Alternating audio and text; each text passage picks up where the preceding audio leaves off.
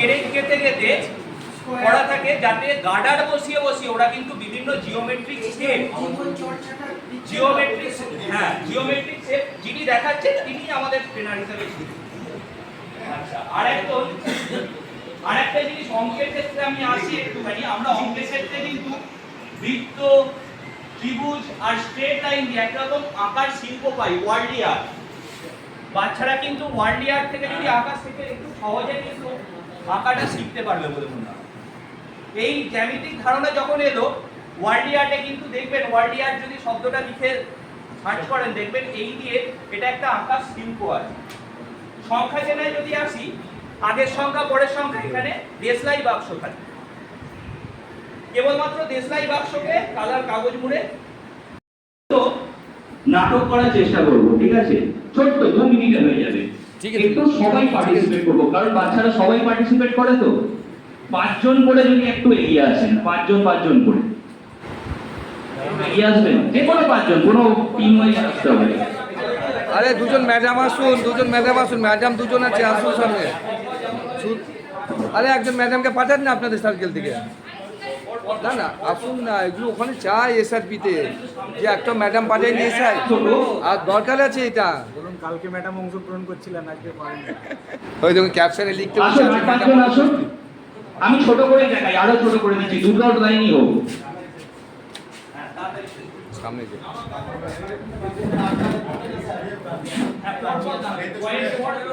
পিছন দিকে, হ্যাঁ স্যার, সরি বলা উচিত ছিল।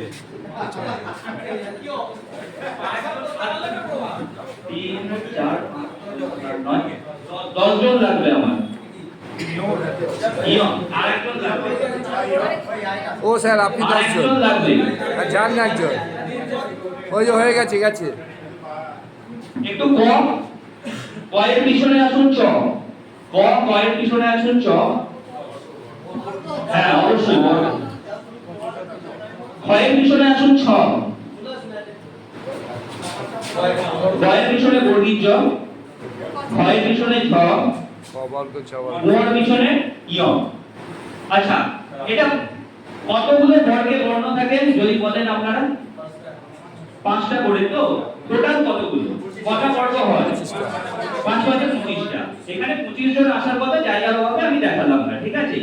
এবার বাচ্চাদের যদি আমরা এরকম বর্ণ কার্ড দিয়ে বাচ্চাদের মধ্যে একটা নাটকের মতো ব্যবস্থা করি এবং তাদের উচ্চারণের যে আগের দিন কথাটা হচ্ছিল, উচ্চারণের ব্যাপারটা বলি। আমি পড়ে এনেছিলাম, দেখাতে পারলাম না সময়ের অভাবে, কোনটা কণ্ঠবর্ণ? ক বর্গ। এইভাবে ক বর্গ তালব্য, চ বর্গ তালব্য, ট বর্গ হচ্ছে মূর্ধা, ত বর্গ হচ্ছে দন্ত, আর প বর্গ হচ্ছে ওষ্ঠ। এবং উচ্চারণ করার সময় যখন প্রত্যেকটা বাচ্চা যারা লাইনে দাঁড়িয়ে আছে তারা প্রত্যেকে নিজের উচ্চারণগুলো করে এবং বোঝে, তাহলে আরো ভালোভাবে বোঝা যাবে। এখান থেকেই আসবে অল্পপ্রাণ মহাপ্রাণ। এই বর্গের লাইন থেকেই কিন্তু আমরা অল্পপ্রাণ মহাপ্রাণও শেখাতে পারবো। কিরকম ভাবে অল্পপ্রাণ মহাপ্রাণ? দেখুন, একটা বর্গ ছাড়া একটা বর্গ, ক বর্গ,